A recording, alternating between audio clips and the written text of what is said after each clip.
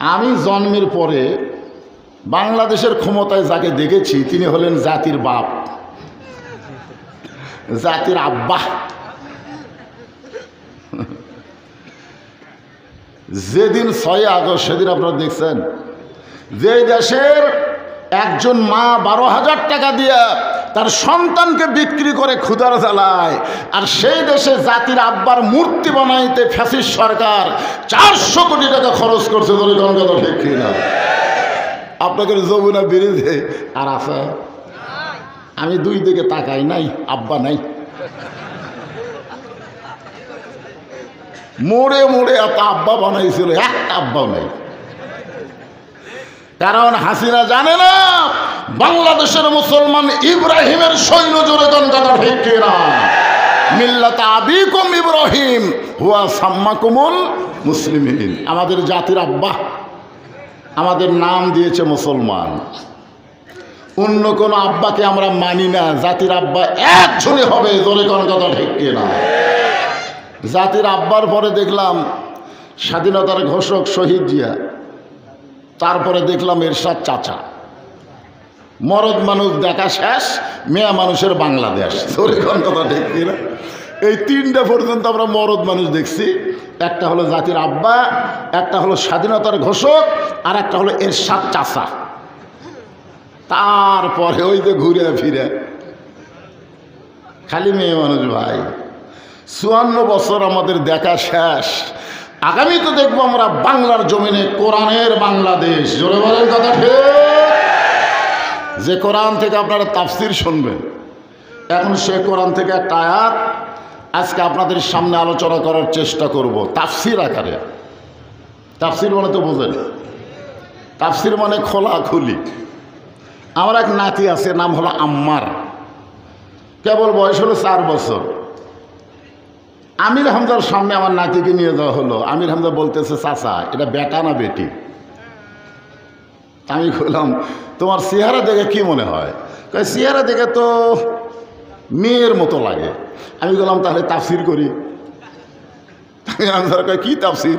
আমি খপ করে প্যান্ট খুলে দিলাম। ওরে বাবারে, এইটা না দেখলেও বোঝা যাবে না। ধরে কোন কথা ঠিক কিনা? তা আমার তাফসির হলো এইরকম, একেবারে খোলাখুলি আপনাকে দেখে দিব। আজকে দেখা লাগবে। জোরে কোন কথা ঠিক কিনা? দরকার হলে প্যান্ট খুলে দেখান লাগবে। জোরে কোন কথা ঠিক কিনা? হ্যাঁ। আল্লাযী খালাকাল মাউতা ওয়াল হায়াতা লিয়াবলুয়াকুম আইয়ুকুম আহসানু আমালান ওয়া হুয়াল আজিজুল গফুর। মৃত্যু এবং হায়াতকে সৃষ্টি করেছেন কে? আল্লাহ। জোরে বলা লাগবে, জোরে বলেন কে? কি জন্যে? লিয়াবলুয়াকুম, তোমাদেরকে পরীক্ষা করা হবে। দুনিয়াতে আসার পরে মরার কথা যারা ভুলে যায় এরা মানুষ? আপনারা বলেন তো, যে লোক নাম হলো দরবেশ বাংলাদেশের 36,000 কোটি টাকা মারছে, পাক যদি বলে তুই মরা পর্যন্ত খালি টাকাই খা, খালি টাকা খাবি, এরকম টাকা ভিজে গিয়ে আর খাবি, ওই 36,000 কোটি টাকা শেষ করে পারবি? কথা বলেন। আর মরার কথা মনে নাই, যে কোনো সময় মরা না হয় ধরা। ধরে কোন কথা ঠিক কিনা? যে কোনো সময় মরা না হয় কি ধরা। হাসিনা সরকার যখন ছিল তখন আমার বউ মাঝে মধ্যেই বলতো, দেখে শুনে ওয়াজ করবেন। ওয়াজ তো করবার যাচ্ছেন, ধরা যেন না পড়েন। চারিদিকে আগে দেখবেন পুলিশের গাড়ি আছে কিনা, র্যাবের গাড়ি আছে কিনা, হাসিনার কোনো ক্যাডার মঞ্চে আছে কিনা, এগুলো দেখে আমি বললাম, এগুলো যদি থাকে বলে তাহলে তেল চালা ওয়াজ করে বাড়িতে আসবেন। আমি তখন বইয়ের কপালে একটা সময় দিয়ে বললাম, তুমি কাউসারির নাম শুনছ? আর বউ বলতেছে, হ্যাঁ নাম তো শুনছি। ও কিন্তু পুলিশ ধরা খায়নি রে। তো বউ কই, কি ধরা খাচ্ছে? বলে বেলকুচি তো ওয়াজ করবার যায় আজরাইল ধরেছে। ধরে কোন কি ধরেছে? আমার বউ কয়, আরে হাসিনা ক্ষমতা আসার পরে আজরাইল ধরার কথা মনেই নেই, খালি পুলিশ ধরার চিন্তা। আজকে যারা এখানে বসে আছেন, পুলিশ ধরার গুরুত্ব বেশি না আজরাইল ধরার গুরুত্ব বেশি? যে কোনো সময়। মনে করেন না যে আমার এই বয়স এখন ধরবে না, তা কিন্তু না। এই জন্য আল্লাহ আগে বললেন খালাকাল মাউতা, মৃত্যুকে সৃষ্টি করা হয়েছে, অল হায়াতা, তারপরে জীবন, আগে মরা তারপরে বাঁচা। লিয়াবলুয়াকুম, তোমাদেরকে পরীক্ষা করা হবে, আইয়ুকুম আহসানু আমালা। আহসান মানে সুন্দর, হাসান হোসাইন। আপনার বলেন তো হাসান হোসাইন খালি নামই হাসান হোসাইন না কামেও? হ্যাঁ, সাইদুস শাবাবে আহলেল জান্নাহ, জান্নাতি যুবকদের সর্দার হবে দুইজন, একটার নাম হলো হাসান, একটার নাম হলো হোসাইন। আর আজকে এখানে বলা হয়েছে আহসানু আমালা, সুন্দর আমল। এখন আপনাদের কাছে আমার প্রশ্ন হলো, সুন্দর আমল যদি আমরা করতে চাই তাহলে সুন্দর একটা পরিবেশের দরকার আছে না নাই? বর্তমানে এনায়েতপুর যে পরিবেশ চলতেছে, এই পরিবেশে সুন্দর আমল করা যাবে? যাবে না। নেক আমল করা যাবে, নেক আমল করা যাবে, নামাজ পড়া যাবে, রোজা করা যাবে, হজ করা যাবে, যাকাত দেওয়া যাবে, এগুলো হচ্ছে নেক আমল। আর সুন্দর আমল, আমিলুস সালিহা শব্দের অর্থ হলো নেক আমল। আর আহসানু আমালা মানে সুন্দর আমল। সুন্দর আমল করতে গেলে সব পরিবেশে করা যায় না, সুন্দর একটা পরিবেশ লাগে। জোরে কোন কথা ঠিক কিনা? আপনারা বলেন, সুন্দর একটা পরিবেশ যদি তৈরি করতে চান তাহলে সুন্দর একটা সমাজ লাগে। জোরে কোন কি লাগে? সুন্দর একটা সমাজ যদি আপনি তৈরি করতে চান তাহলে সুন্দর একটা রাষ্ট্র লাগে। সুন্দর একটা রাষ্ট্র যদি তৈরি করতে চান তাহলে ডক্টর কামালের সংবিধান দিয়ে হবে না, ইংরেজদের আইন দিয়ে হবে না, আল্লাহর কোরআনের সংবিধান লাগবে। দলে কথা দেখবে, আমাদের বাংলাদেশে বর্তমানে যে সংবিধান চলতেছে, ছাত্র জনতা মিহিয়ামায় করবেন পার, আমি পাপী রাসূল জাবিন্দার। আল্লাহ যখন হাকিম হয়ে আমাদেরকে আসামি বানায় বিচার শুরু করবেন, ওই সময় আমাদের নবী আমাদের উকিল হবেন, ব্যারিস্টার হবেন, আমাদের পক্ষে আল্লাহর কাছে জেরা করে আমাদেরকে সুপারিশ করে জান্নাতে পৌঁছায় দিবে। এমন নবীর উম্মত হওয়াতে খুশি না বেজার? যেই নবী লাইলাতুল মেরাজে জান্নাতের মধ্যে ঢুকলে ফেরেশতা জিবরাইল বললেন, হুজুর আপনি যদি জান্নাত থেকে বের না হন আল্লাহ আপনাকে জান্নাত থেকে বাড়ি করে দিবে না। কারণ আল্লাহ কোরআনে বলেছেন ফাদখুলুহা খালিদিন, কেউ যদি একবার জান্নাতে প্রবেশ করে আল্লাহ তাকে চিরস্থায়ী জান্নাত দিয়ে দেয়। আপনি যদি বার না হন আল্লাহ আপনাকে বার করে দিবে না। আমাদের নবী বললেন, জিবরাইল আমি নবী আমার জন্যে না, আমি নবী হলাম আমার উম্মতের জন্যে। আল্লাহ আমারে জান্নাত দিয়ে আমারে খুশি করতে পারবে না, আমার সমস্ত উম্মতকে যতক্ষণ জান্নাত না দিবে আমি রাসূল ততক্ষণ জান্নাতে ঢুকবো না। আজকে জান্নাতে ঢুকেছি দেখার জন্যে। চিন্তা করে দেখেন, সেই নবী আল্লাহুম্মা সাইয়্যিদিনা মুহাম্মদ, যিনি শুধু আমাদের নবী না, তিনি হলেন আমাদের নেতা, জান্নাতের মধ্যে গিয়ে আমাদের কথা ভোলে নাই। আর আমরা বাংলাদেশে যাদেরকে নেতা নেত্রী বিশ্বাস করে পিছনে চান্স হয়ে ঘুরি, বিপদে পড়লে সব কর্মীরে ফাইলা দিয়া পালায়া যায়। বর্তমান বাংলাদেশে 300টা এমপির একটা এমপিও নেই। আর এই ফিডার খাওয়া চান্সগুলো মাঝে মধ্যে গুজব তোলে, আপা আপনি আসেন ফিডার খাওয়া। ধরে কোন কি খাওয়া? এই শালা চামচারা জানে না যে আপা আসলে কত বড় বিপদ হবে। ধরে কোন কথা ঠিক কিনা? কারণ বাংলার মানুষ আর যাই হোক হাসিনার মতন স্বৈরাচারী খুনি কোনোদিন ক্ষমতার চেয়ারে আর বসতে দেবে না। ধরে কোন ঠিক কিনা? একটা নেতাও নাই, সব কর্মী থেকে পেলে গেছে। আর এই ফিডার খাওয়া চামচাগুলো মাঝে মধ্যে গুজব তোলে। গুজব, এদের নামই হলো গুজব লীগ। ধরে কোন কি লীগ? একটা হলো হতাশা লীগ, একটা হলো আফসোস লীগ। বলে আগেই ভালো আছিল, আগেই বলে ভালো আছিল। দেখছেন, আফসোস, সবসময় আফসোস করে। এখন চিন্তা করেন কোন নেতার চামচা হবেন। হ্যাঁ, আল্লাহ কোরআনে বলেন, লাকাদ কানা লাকুম ফি রাসূলিল্লাহি উসওয়াতুন হাসানাহ। সফলতা যদি অর্জন করতে চাও তাহলে রাসূলকে তোমাদের আদর্শের নেতা হিসাবে গ্রহণ করে নাও। একথা কার? এজন্য সবাই আমার সঙ্গে বলবেন, আমার নেতা তোমার নেতা। মাশাআল্লাহ, এমন একজন নবীর নেতা আল্লাহ আমাদের ভাগ্যে দিয়েছেন। খুশি না বেজার? এই জন্যে আর একবার বলি আলহামদুলিল্লাহ।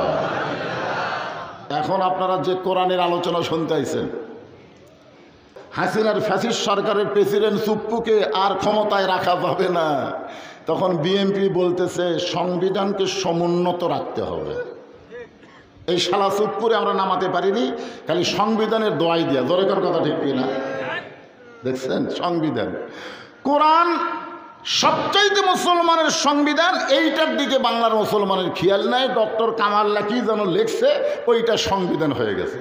আপনারা বলেন তো সংবিধানের পরিবর্তন আছে না নাই? কথা বলেন আছে না নাই? 71 সালে যে সংবিধান লেখছে, 72 সালে শেখ মুজিব সে সংবিধান থসা, 73 সালে বাকশাল কায়েম করে সংবিধানের গলাত মাটি দিছে। তারপরে ইচ্ছা অনুযায়ী সংবিধানের পরিবর্তন হয়েছে, আর সেই সংবিধান বাংলার জমিনে চলবে না। মুসলমানের জন্য আল্লাহর কোরআন হচ্ছে সংবিধান। জোরে বলেন কথা ঠিক না? আসেন, আল্লাহর কোরআন যদি আমাদের সংবিধান হয়, তাহলে বাংলার আকাশে যেইগুলো নেতা আমরা দেখতে পাবো, এই নেতাগুলো কেমন হবে? আগে নেতা দেখা লাগবে, কারণ সামনে আসছে শুভ দিন। চিন্তা ভাবনা করে নিন। জোরে কোন ঠিক না?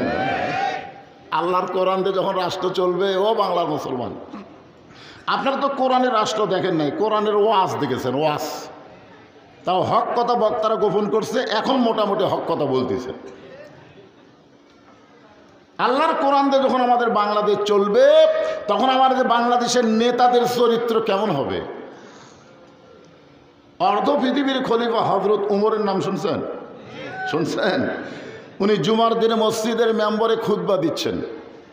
মাঝখান থেকে এক মুসল্লি দাঁড়িয়ে বলতেছে, আমির আল মুমিনিন, আপনার খুতবা শুনবো না। ওমর ফারুক বললেন, আমার খুতবা কি উচ্চারণে ভুল হচ্ছে না আমার সুশক্তি খারাপ? মুসল্লি বলতেছে, আপনার খুতবা শুনতেও ভালো লাগতেছে, কিন্তু এই মুহূর্তে খুতবা না শোনার কারণ হলো আমাদেরকে খাটো পাঞ্জাবি দিয়ে আপনি লম্বা জুব্বা পরে খুতবা দিচ্ছেন। আমাদেরকে খাটো দিবেন আর আপনি লম্বা পরে খুতবা দিবেন। এই লম্বা জুব্বা কোথায় পাইলেন? এটা আগে বলেন, তারপরে খুতবা দেন। আপনারা বলেন তো, আমাদের বাংলাদেশের মতন 96টা দেশের খলিফা হযরত ওমর, তার জুব্বা লম্বা দেখে ওয়াজ বন্ধ করে দিছে। এখনকার নেতারা যদি ভাষণ দেয়, আর কোনো এক লোক দাঁড়িয়ে যদি বলে, নেতা আমরা ঠিক মতো খাবারই পাই না, আর আপনি এত দামি গাড়ি চড়ে ঘুরে বেড়ান, এই গাড়ির হিসাব আগে দেন, নেতা পুলিশ দিয়ে ধরাবে। জোরে কোন কথা ঠিক কিনা? ওমর ফারুকের চোখ দিয়ে দর দর করে পানি পড়তেছে। ওমর ফারুক লক্ষ্য করে দেখেন প্রত্যেকটা সাহাবী মাথা নিচু করে বসে আছে। যে সাহাবী লোকমা দিল, ওই সাহাবীকে কেউ কিছু না বলে, বরং সবাই এরকম মাথা নিচু করে আছে। আসরের নামাজ 4 রাকাত। জোরে কোন কয় রাকাত? 2 বৈঠকে আসর নামাজ শেষ। কিন্তু 2 রাকাতের বৈঠক দিল, আবার 3 রাকাতেও যদি ইমাম বসে, কয় রাকাত? 3 রাকাতে বৈঠক আছে নাই। যদি ইমাম বসে আর একটা ভ্যানওয়ালা যদি লোকমা দেয়, আল্লাহু আকবার, ইমাম যদি মনে মনে কয় তুই যতই লোকমা দে, আমি দাওরা পাস, টাইটেল পাস, আজকে আমি স্বৈরাচারী, আমি উঠবো না, এই মনে করি ইমাম যদি স্বৈরাচার হয়ে বসে থাকে, আপনারা বলেন তো মুসল্লি কার পক্ষে? ভ্যানালার পক্ষে না নেতার পক্ষে? সমস্ত মুসল্লি ভ্যানালার পক্ষে হবে। কারণ কি? যে তুমি নেতা, ততক্ষণ পর্যন্ত তোমাকে আমরা মানতে পারি যতক্ষণ তুমি আল্লাহর হুকুম নবীর তরিকা মোতাবেক নামাজ পড়াবে। জোরে কোন কথা ঠিক কি না? আল্লাহর হুকুম নবীর তরিকা বাদ দিয়ে তুমি ইচ্ছা মতো উঠবে বসবে, তুমি যতই টাইটেল হও, দাওরা হও, আমরা তোমাকে মানব। সমস্ত সাহাবীরা যখন মাথা নিচু করে দাঁড়িয়ে আছে, এমন সময় 30 পারা কোরআনের হাফেজ, লক্ষ লক্ষ হাদিসের হাফেজ, নাম হলো আব্দুল্লাহ ইবনে ওমর, বাবার পাশে দাঁড়ায় বলতেছে, রে নবীর সাহাবীরা, তোমরা খাটো পাঞ্জাবে হলো আজকে নতুন কাপড় পরে নামাজ পড়তে আইছো, কিন্তু আমার পরনের দিকে তাকায় দেখ, আমার পরনে কিন্তু নতুন কাপড় নাই। উসমান গনি বলে, আব্দুল্লাহ আজকে জুমার দিনে নতুন কাপড় না পরে এই পুরাতন কাপড় কেন পরেছ? আব্দুল্লাহ বলতেছে, আমি যদি নতুন কাপড় পরে নামাজ পড়তে আসতাম, তাহলে আমার বাবার জুব্বা লম্বা হতো না। যে জুব্বা লম্বা হওয়ার কারণে খুতবা শুনবা না, এই জুব্বা লম্বা হতো না। রে নবীর সাহাবীরা, তোমরা সবাই যখন ঘুমায় যাও তখন আমার বাবা ঘুমায় না। আমার বাবা যেদিন থেকে মদিনার খলিফার দায়িত্ব নিচ্ছে সেদিন থেকে চোরের মতন চুপি চুপি মানুষের সুখ দুঃখ নিজের তোকে দেখে। একদিন রাত্রেবেলা যখন বের হচ্ছে, ওমর ফারুকের বিবি বলতেছে, এত গভীর রাত্রে কোথায় যাবেন? বলে, জনগণ কিভাবে আছে একটু দেখবার চাই। আপনার তো চৌকিদারও নেই, পুলিশও নেই, র্যাবও নেই, আপনি একা একা চোরের মতন যাবেন? আপনার নিরাপত্তা কে দিবে? সঙ্গে সঙ্গে ওমর ফারুক কোরআন থেকে তেলাওয়াত করলেন, ইন্নামাল মুমিনুন আল্লাযীনা ইযা যুকিরাল্লাহু ওয়াজিলাত কুলুবুহুম ওয়া ইযা তুলিয়াত আলাইহিম আয়াতুহু জাদাতুহুম ঈমানাও ওয়া আলা রাব্বিহিম ইয়াতাওয়াক্কালুন। আল্লাহু আকবার সবাই বলবে না। আপনারা বলেন তো, বাংলাদেশের সবচাইতে বড় দল আওয়ামী লীগের মধ্যে আল্লাহু আকবার আছে? ওর কি মিছিল আপনারা কোনদিন দেখছেন? যদি আওয়ামী লীগের মিছিল থেকে কেউ আল্লাহু আকবার বলে, ও কি মিছিলে থুবি না ঘাট ধরে বাইর করে দেবে? কে আমাকে দলের মধ্যে তো আল্লাহু আকবার নাই রে, তুই কোথা থেকে বলি? তা আপনারা কি আওয়ামী লীগের মিছিলে আইছেন? তা আল্লাহু আকবার কোরআন তেলাওয়াত শুনলে মানুষের ঈমান বাড়ে না কমে? তো ঈমান বাড়ার লক্ষণ কি চুপ করে থাকা? সবাই জবান খুলে বলবেন আল্লাহু আকবার। কারণ শয়তান বেজার হয়, আল্লাহ খুশি হয়। সেই তাকবীরের নাম কি? আপনি সুবহানাল্লাহ আলহামদুলিল্লাহ, সুবহানাল্লাহ আলহামদুলিল্লাহ সারা জীবন জিকির করেন, শয়তান আপনার কাছেই বসে থাকবে। কিন্তু যে আল্লাহু আকবার বলবেন, এত জোরে শয়তান দৌড় দিবে, রাসূল বলেছেন ওর পিছন দিক থেকে বাতাস বের হবে। আমাদের বাংলাদেশে একটা দল আল্লাহু আকবার পছন্দ করেনি, কারণ এই দলটা শয়তানি দল। জোরে কোন কি দল? যেই দলের মধ্যে আল্লাহু আকবার নাই, এটা কি দল? কথা কন না কেন? আগামী নির্বাচনে দেখবেন বাংলার জমিনে যেই দলে আল্লাহু আকবার স্লোগান থাকে না, ওই দলে মুসলমান কোনোদিন ভোট দিতে পারে না। জোরে কোন কথা? হ্যাঁ, বোঝা লাগবে তো। আপনি কাক সিল মারতেছেন, এই ভোট হিসাব নেওয়া হবে। ইন্নাল্লাহা ইয়ামুরুকুম আন তুআদ্দুল আমানাতি ইলা আহলিহা ওয়া ইযা হাকামতুম বাইনান নাস আন তাহকুমু বিল আদল। একটু মনোযোগ দিয়ে শুনবেন। আব্দুল্লাহ বলতেছে, দুনিয়ার সবাই যখন ঘুমিয়ে গেছে তখন আমার বাবা চুপি চুপি আমার ঘরের দরজা এসে ডাকতেছে, আব্দুল্লাহ আব্দুল্লাহ। আমি দরজা খুলে দেখি বাবার হাতে একটা পাঞ্জাবি। আমি খুশি হয়ে বললাম, বাবা বাইতুল মাল থেকে আমার একটা পাঞ্জাবি দিছে, এই গভীর রাত্রে আপনি আর একটা দিবে রাইছেন? আসলে নেতার বেটা হওয়ার মধ্যে লাভ আছে, একটা পাশি আর একটা দিবে রাইছেন। ওমর ফারুক বলেন, আব্দুল্লাহ এইরকম সাহস তোমার কোত্থেকে হয় যে একটা পাঞ্জাবি পাইছো আমি আর একটা দিবে রাইছি? বাজান, যে পাঞ্জাবি নিয়ে তোমার সামনে দাঁড়াইছি এইটা আমার ভাগে পড়ছে। তুমি বলো এই ছোটোখাটো পাঞ্জাবি পরে আগামীকাল খুতবা দেওয়া যায়? আমি একটা ইমাম মানুষ। তা আব্দুল্লাহ বলতেছে, আমারে কি বলেন? বলে, তোমার পাঞ্জাবিটা আমাকে একটু দান করে দাও বাবা।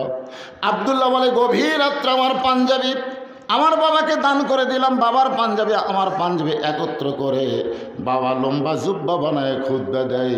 এখন বলো বাবার খুতবা শোনা যায় কি না যায়? সমস্ত সাহাবীরা চিল্লায় বলে, আল্লাহর কোরআন যখন দুনিয়াতে চালু হবে, আল্লাহর কোরআন অনুযায়ী যখন মুসলমান চলবে, এমন ভালো মানুষকে নেতা হিসাবে দেখা যাবে। এখন আপনারা বলেন, এই কোরআন অনুযায়ী যদি আমরা চলার চিন্তা করি তাহলে নেতা ভালো হবে না খারাপ হবে? আরো জোরে বলেন। নেতা শুধু ভালো হবে না, কোরআন যখন বাংলাদেশে চালু হবে তখন কর্মীরাও ভালো হবে। কর্মী আগে, কর্মী তারপরেই তো নেতা। আপনারা বলেন তো, বাংলাদেশের প্রায় 64 জেলায় নেতা নির্বাচন হলো গত মাসে। 64 জেলায় একটা নেতাও কিন্তু দায়িত্ব নেওয়ার সময় হাসি মুখে নেয় নাই, সবাই কান্দা কান্দা দায়িত্ব নিয়েছে। কারণ তারা জানে নেতার কোনো অহংকার চলবে না, নেতার উপরে বিশাল দায়িত্ব, এটা পালন করা লাগবে। জোরে কথা ঠিক কি না? আজকে এমপি হলে মন্ত্রী হলে ওরে মোশান ভাই, কিন্তু আল্লাহর কোরআনে যখন রাষ্ট্র চলবে তখন একজন কর্মীর চরিত্র কেমন হবে? অর্ধ পৃথিবীর খলিফা হযরত ওমর ছদ্মবেশে মদিনার অলি গলি ঘুরতেছে কোরআনের একটা কর্মী দেখার জন্যে। ধরে কোন কি দেখার জন্যে? হঠাৎ হযরত ওমর দেখতে পায় দুই পাহাড়ের মাঝখানে একটা ফাঁকা জায়গায় একটা রাখাল উট আর দুম্বা চড়ায়। উমর ফারুক কোরআনের কর্মী যাচাই করার জন্য রাখালকে সালাম দিলেন, ও রাখাল ভাই, আমার পেটে ক্ষুধা লাগছে, আমি উটের এক পেয়ালা দুধ চাই। রাখাল মুচকি মুচকি হাসে। ওমর ফারুক বলে, তোমারে সালাম দিলাম, উটের এক পেয়ালা দুধ চাইলাম, তুমি কিছু না বলে হাসো কেন? রাখাল বলতে, পথিক আগে তোমার পরিচয় দাও। ওমর ফারুক চিন্তায় পড়ে গেলেন, আমি ছদ্মবেশ ধারণ করেছি কোরআনের কর্মী দেখার জন্যে, এখন যদি আমার পরিচয় দেই তাহলে গুমর ফাঁস হয়ে যায়। এমন সময় আল্লাহর কোরআন বলে, ওমর রাখাল যখন তোমার পরিচয় চাইছে তুমি আসল পরিচয় দাও। তোমার আসল পরিচয় হলো মিল্লাত আবিকুম ইব্রাহিম হুয়া সাম্মাকুমুল মুসলিমিন। ওমর ফারুক বললেন, রাখাল ভাই আমার পরিচয় হলো আমি একজন মুসলমান। রাখাল বলতেছে, আসল না নকল? ওমর চুন করছে, কি রে, মুসলমান তো মুসলমানই, এর আমাদের আসল নকল কি? আপনার বলেন তো, মাগরিব এশার নামাজ না পড়ে যারা ওয়াজ শুনতেছে এরা কি আসল না ভেজাল? কথা কন না কেন? আল্লাযীনা ইম্মাক্কান্নাহুম ফিল আরদ, বাংলার জমিন যখন কোরআন দিয়ে চলবে আর কোন নেতা যখন চেয়ারে বসবে তার এক নম্বর দায়িত্ব হলো পদ্মা সেতু নির্মাণ না, এক নম্বর দায়িত্ব হলো নামাজ কায়েম করা। জোরে কোন কথা ঠিক কিনা? আজকে আমরা মুসলমান দাবি করি কিন্তু নামাজ পড়ি না, অথচ রাসূল বলেছে লা সালাত আলা ঈমানা, যার নামাজ নাই তার ঈমানই নেই। আচ্ছা, ঈমান যদি না থাকে সে মুসলমান হবার পারে? লা সালাত আলা দীনা, যার নামাজ নাই তার কোনো ধর্ম নাই। রাখাল বলে, পথিক তুমি যে মুসলমান দাবি করলা তুমি আসল না নকল? ওমর ফারুক বলে, রাখাল রে, মুসলমান মুসলমান, এর মধ্যে ওর আসল নকল কি? রাখাল বলতেছে, আসল মুসলমান যারা হবে তারা চাওয়ার ব্যাপারে সতর্ক থাকবে। আসল মুসলমান জাত তার কাছে চাবে, দরকার হলে ফাঁসির মঞ্চে যাবে, কিন্তু রাষ্ট্রপতির কাছে বাঁচার দরখাস্ত। এরকম আসল মুসলমান আপনারা দেখেননি? কথা বলেন, দেখেননি? আসল মুসলমান হলো আবু সাইদ। হ্যাঁ, আসলে দেখেন রাজশাহী আর রংপুর বিভাগে এখন পর্যন্ত একটাও উপদেষ্টা নাই। আচ্ছা, এই শালা ডক্টর ইউনূসের মাথার মধ্যে কি পাগলা ঢুকছে নাকি আল্লাহ ভালো জানে। সর্বপ্রথম এই 24 সালের আন্দোলনে যিনি জীবন দিয়েছেন তার নাম কি? কথা বলেন, তার নাম কি? আবু সাইদ। ওর জীবন দেওয়া দেখেই তো অনেক ছাত্র জনতা জীবন দেওয়া শুরু করলো। কারণ বাতিলের সঙ্গে আপোষ করলে বাতিল উৎখাত করা যাবে না, বাতিলের বিরুদ্ধে জীবন দেওয়া লাগবে। জোরে কোন কথা ঠিক কি না? আমি চিন্তায় পড়ে গেলাম। আবু সাইদ কিন্তু ওই ভিডিওটা আবার ভাইরাল হয়ে গেছে, দুই হাত বাড়ায় বলতেছে, মার মার। আপনারা বলেন তো, প্রথম গুলি যখন করলো আবু সাইদ কি মাটিতে পড়ছে? তারপরে কিন্তু আবার গুলি করলো, তারপরে সামনে আসতেছে। তৃতীয় গুলি যখন করলো তখন একবার একটু হাত দিল, তারপর আবার যখন খাড়া হয়েছে ইতিমধ্যে এক ভাই দৌড়ে এসে ওরা যখনই ধরছে তখনই হুড়মি খেয়ে পড়ছে, তার আগে কিন্তু পড়ে নাই। কি বুঝলেন? আমার এক চাচাতো ভাইয়ের ছেলে হয়েছে, আমার কয় ভাইজান আপনি আলেম মানুষ, আমার ছেলেটার নাম কি রাখবো? তাই বললাম আবু সাইদ রাখেন। আমারই বলতেছে আবু সাইদের কথা আমার মনেই নেই। বলে সবসময় মনে রাখতে গেলে ছেলের নাম আবু সাইদ রাখো। ছেলেটার নাম রাখছে আবু সাইদ। আমার খালা আমাকে মোবাইল করে বলতেছে, তোর খালাতো বোনের একটা মেয়ে হয়েছে, তুই আলেম মানুষ একটা ভালো নাম বলতো। আমি বললাম, খালা আপনার যখন নাতনি হয়েছে তাহলে নাতনির নাম হাসিনা রাখেন। সেই খুশি হাসিনা। খালা কই তুই আলেম না জালেম রে? আমি কইলাম আলেম না জালেম মানে হাসিনা নাম রাখা যায়? দেখেন, হাসিনা শুনাই আমার খালা যে খাবার খেয়েছে। আমি তখন চিন্তা করলাম 100 বছর পর্যন্ত বাংলার জমিনে কোনো মেয়ে মানুষ জন্মালে তার নাম কেউ হাসিনা রাখবে না। তোর এখন কথা ঠিক না? এখান থেকে প্রমাণ হয়ে গেল আবু সাইদ মরেনি, হাসিনাই পচে গেছে, হাসিনাই পচে গেছে। রাখাল বলে, পথিক তুমি যদি আসল মুসলমান হও তাহলে তুমি দুধ চাইলা কার কাছে? কারণ আসল মুসলমান যারা হবে তারা চাওয়ার ব্যাপারে সতর্ক থাকবে। আসল মুসলমান কোনোদিন বলবে না আমার দয়াল বাবার দরবারেতে কেউ ফিরে না। আপনাদের ওই এনায়েতপুর কেন্দ্রীয় শাহী মসজিদ নাই? এই কেন্দ্রীয় মসজিদে ওয়াজ করবার আমি এই গজল গেছিলাম। ওরে বাবা রে, ওটি পাশেই যে বাবার দরবার আছে আমার আর খেয়াল নাই। কি আপনারা কি দয়াল বাবার লোক নাকি? যদি কেউ বলে আমার দয়ার আল্লাহর দরবারেতে কেউ ফিরে না খালি হাতে, আল্লাহ আল্লাহ, ঠিক নাই? দয়ার আল্লাহর দরবারেতে। আর যদি আল্লাহর জায়গায় বাবা ঢুকায়, জোরে বলেন, আল্লাহর জায়গায় বাবা ঢুকান কি তাওহীদ না শিরক? আল্লাহর ধন নবীরে দিয়া, আল্লাহ আছে গায়েব হইয়া, নবীর ধন খাজা নিয়া শুয়া আছে আজমিরে, কেউ ফেরে না খালি হাতে খাজা রে তোর দরবারে। কি বলা লাগবে? কেউ ফেরে না খালি হাতে আল্লাহ তোমার দরবারে। জোরে কোন ঠিক কিনা? একটু মনোযোগ দিয়ে শুনবেন। রাখাল বলে পথিক, তুমি যদি সত্যি মুসলমান হও তাহলে তুমি দুধ চাইছো কার কাছে? সঙ্গে সঙ্গে হযরত ওমর চমকে উঠে বলতেছে ভাই চাওয়ার ব্যাপার আমার ভুল হয়ে গেছে। ওমরের চোখ দিয়ে পানি আসতেছে, আল্লাহ তোমার বান্দা যখন কোরআন অনুযায়ী চলবে, উমর যদি ভুল করে সেই ভুলটাও ধরবার কথা কয় না, ধরবার পারবে। চোখ দিয়ে দর দর করে পানি আসতেছে। আল্লাহ তোমার কোরআন যখন দুনিয়াতে চালু থাকবে, উমর যদি ভুল করে একটা রাখাল পর্যন্ত সেই ভুলটা ধরবার পারবে। ওমর ফারুক বলে রাখাল ভাই চাওয়ার ব্যাপারে আমি ভুল করেছি। রাখাল বলে ভুলটা যখন স্বীকার করলা তাহলে তৌবা করো। জোরে কন কি করো? আপনারা বলেন তো তৌবা করার সুযোগ আছে না নাই? আল্লাহ কিন্তু শয়তানকেও তৌবা করার সুযোগ দিয়েছিল। শয়তান একদিন রাস্তার পাশে বসে কান দিচ্ছে। মুসা আলাইহিস সালাম বলে শয়তান কান্দিস কেন? শয়তান বল আর শয়তানে ভাল লাগতেছে না, আমি একটু ভালো হওয়ার চাই। আপনি একটু আল্লাহর কাছে গিয়ে বলবেন তো আল্লাহ কি আমাকে মাফ করবি? মুসা আলাইহিস সালাম আল্লাহ বলতেছে আল্লাহ শয়তান যে হারে কান্দিছে ওই ভালো হওয়ার চাই, তোর ভালো হওয়ার রাস্তা কি? আল্লাহ বলতেছে শয়তান তৌবা করুক। তো মুসা আলাইহিস সালাম বলে কি কয়ে শয়তান তৌবা করবি? বলে তৌবা কিছু করা লাগবে না, ওই যে আরাফার ময়দানে আদমের কবর আছে, ওই কবরত খালি একটা সেজদা দেখ। কারণ সেজদা না দেওয়ার কারণে তো শয়তান হবে। বলে কোন কথা ঠিক কি না? তো আদম না হয় এক দুনিয়াতে নেই, কিন্তু কবরটা তো আছে, ওই কবরে খালি শয়তান সেজদা দিলি আর তৌবা কবুল। মুসা আলাইহিস সালাম বলতে শয়তান তোর ভাগ্য খুলিছে রে, আর কান্দা লাগবি না, তো তৌবা আল্লাহ কবুল করছে। শয়তান বলতেছে কত বছর সেজদাত থাকা লাগবি? মুসা বলে সেজদাত কত বছর নয়, খালি একবার মারবা।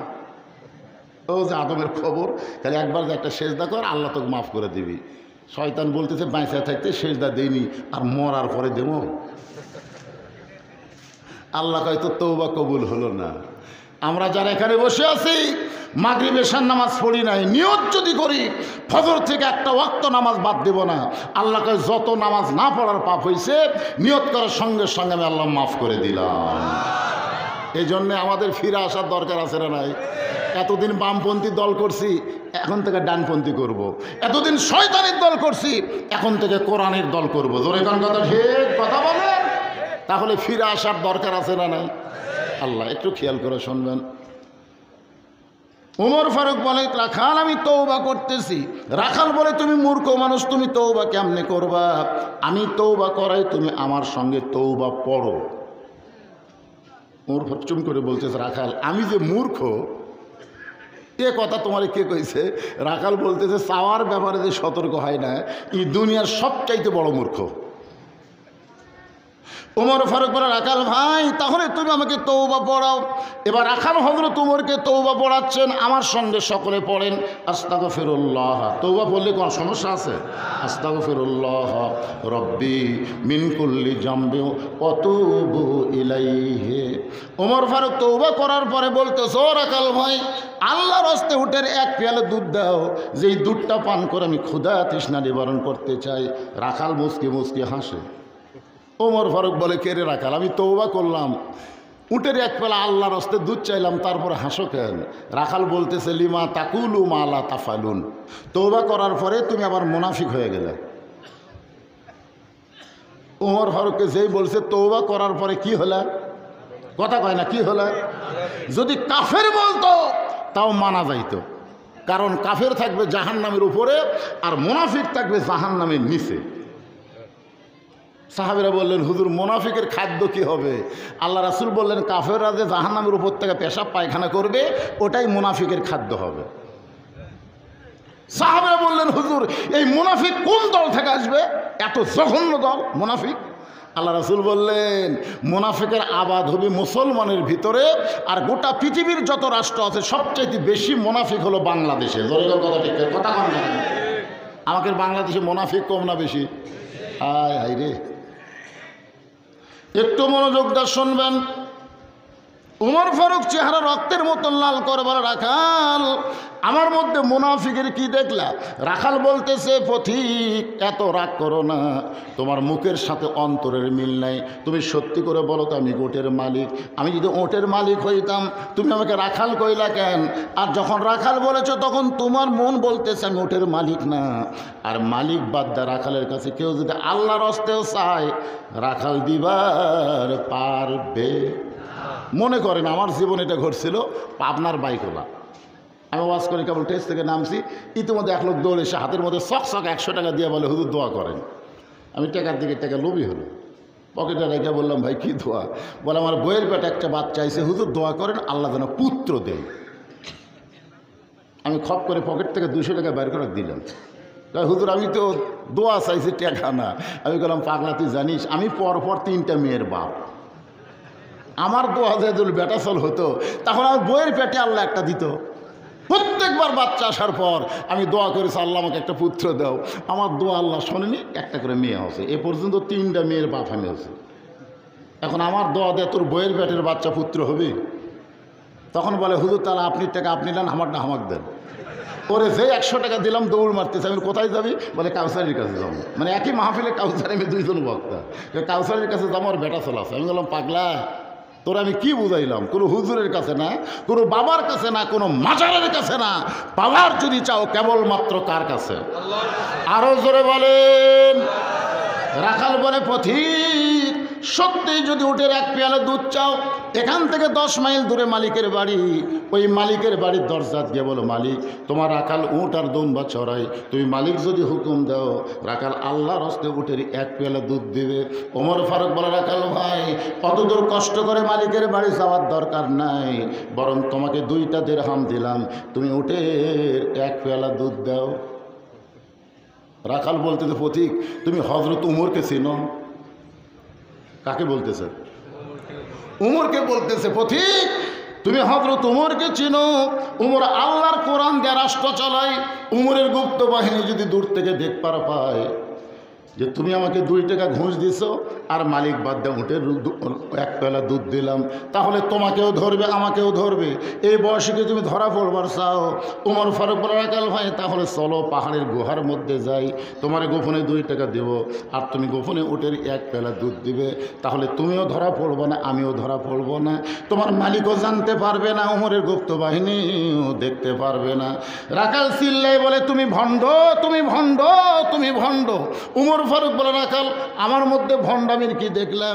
রাখাল বলে, পথিক উমরের গুপ্ত বাহিনী দেখতে পাবে না, আমার মালিক জানতে পারবে না, কিন্তু গোপনে দেওয়া নেওয়া করলে রাখালের আল্লাহ দেখতে পাবে।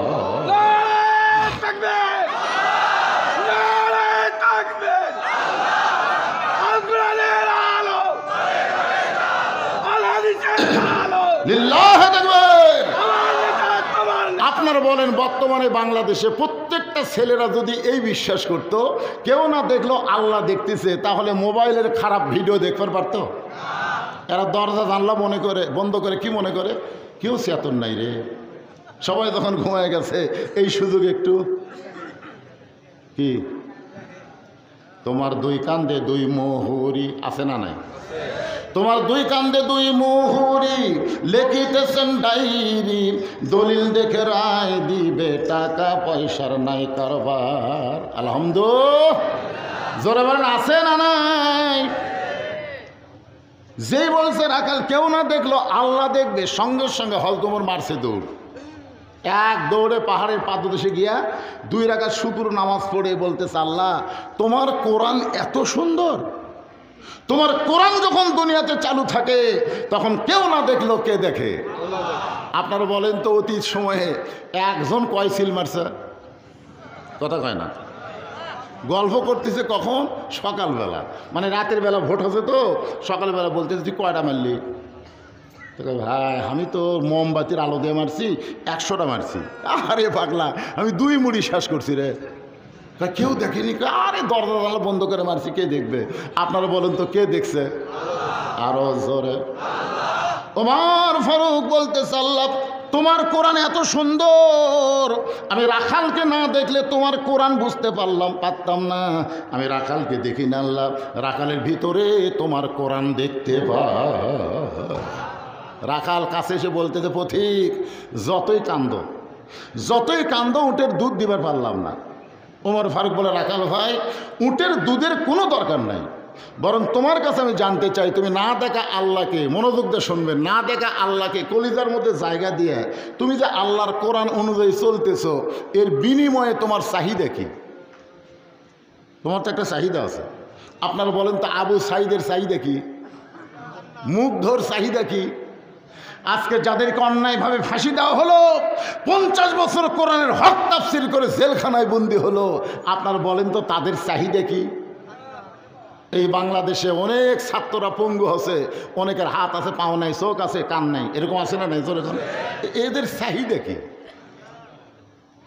আপনারা যারা ইসলামে আন্দোলন করেন, বাংলাদেশে যারা সুন্দর আমল করতে চান, আইয়ুকুম আহসানু আমালা, সুন্দর আমল যারা করতে চান, এই আমল করতে গেলে বাতিলের বিরুদ্ধে আমাদের জীবন দেওয়াও লাগতে পারে। এর বিনিময়ে আপনার চাহিদা কি? একটা চাহিদা তো আছে না নাই? ওমর ফারুক বলে, রাখাল তুমি যে আল্লাহর কোরআন অনুযায়ী চলতেছ, কেউ না দেখলেও তোমাকে আল্লাহ দেখবে, এই বিশ্বাস করি যাই নিয়ে তোমার চাহিদা কি? তোমার তো ভালো একটা বাড়িও নাই, ভালো একটা চাকরিও নেই, রোদে পুড়ে পুড়ে উঠ দুম্বা চড়াও, এর বিনিময়ে তুমি কোরআন অনুযায়ী চলতেছ, তোমার চাহিদা কি জানতে চাই। সঙ্গে সঙ্গে রাখাল বলে, পথিক আমার চাহিদা যদি জানতে চাও তাহলে শোনো, আমার চাহিদা হলো রব্বানা, সকলে পড়েন, রব্বানা আতিনা ফিদ দুনিয়া হাসানাতাও ওয়া ফিল আখিরাতি হাসানা ওয়া কিনা আযাবান্নার। ওমর ফারুক বলতেছে, রাখাল ভাই আমি তোমার কাছে চাহিদার কথা শুনতে চাইলাম, আর তুমি আল্লাহর কোরআন তেলাওয়াত করলে। রাখাল বলে, পথিক তুমি আসলেই মূর্খ। ওমর ফারুককে কি বলতেছে? তুমি আসলেই মূর্খ।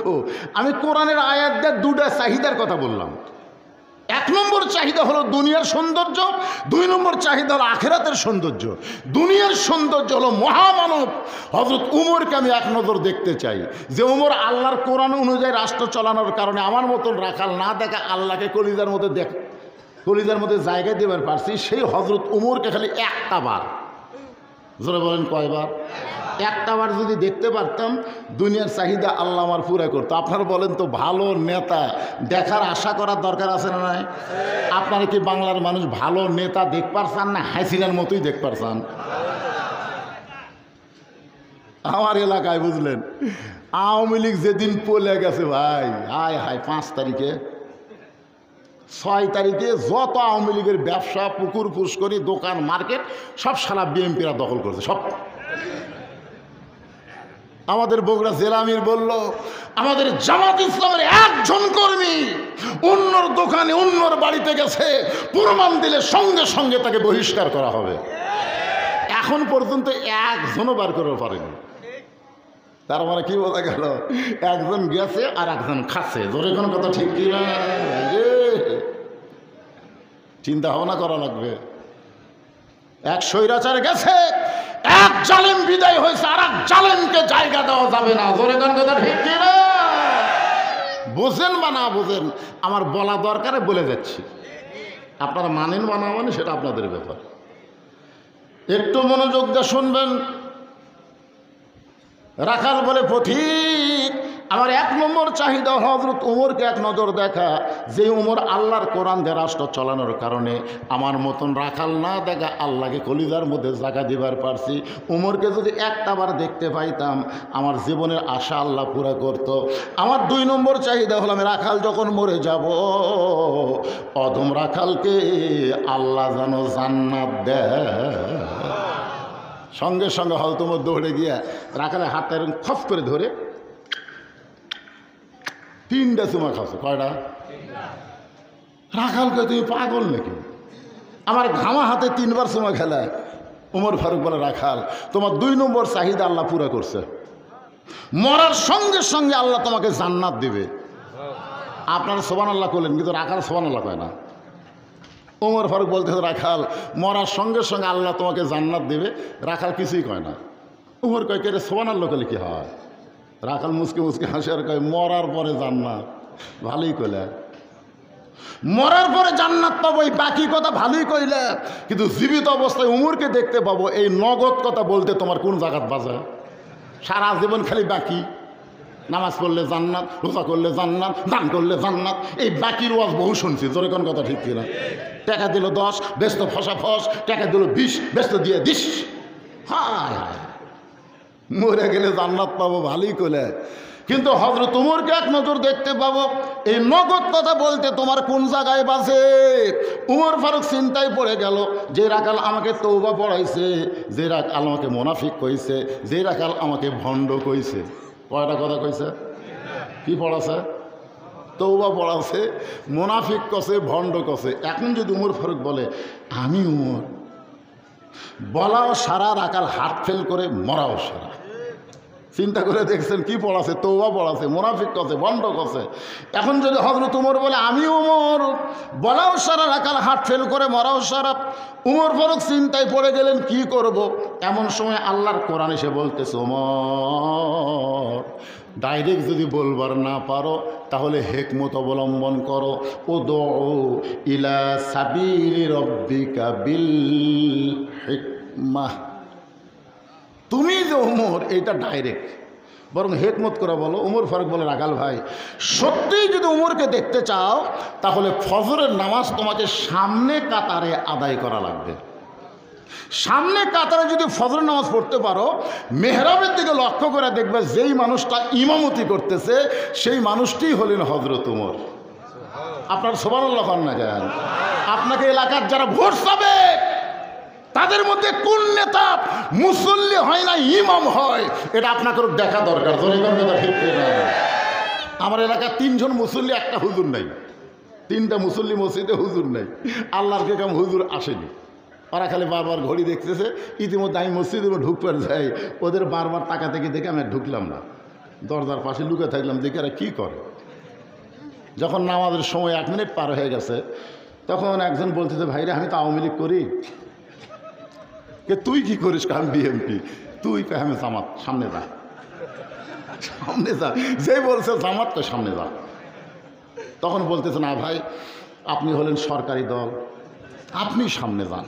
আওয়ামী লীগ বলে, পাগলা, পড়ে পারি রে, পড়াবার পারি না রে, পড়ে পারি কিন্তু পড়াবার পারি না। বিএনপি বলে, ভাই আপনি সামনে যান। আকামত দিবার পারি ভাই, সামনে যাওয়ার ক্ষমতা আমার নাই। তাহলে এখন কে সামনে যাবি? বলে তুমি যাও, জামাত ইসলাম করে যুদ্ধ। ভাই পাগলা, মসজিদের মধ্যে জামাত বিএনপি আওয়ামী লীগ নাই, মসজিদের মধ্যে আমরা 3 জন ভাই ভাই, খেলাত পড়ে ভাই, তাই না? একটু চিন্তা করে দেখেন।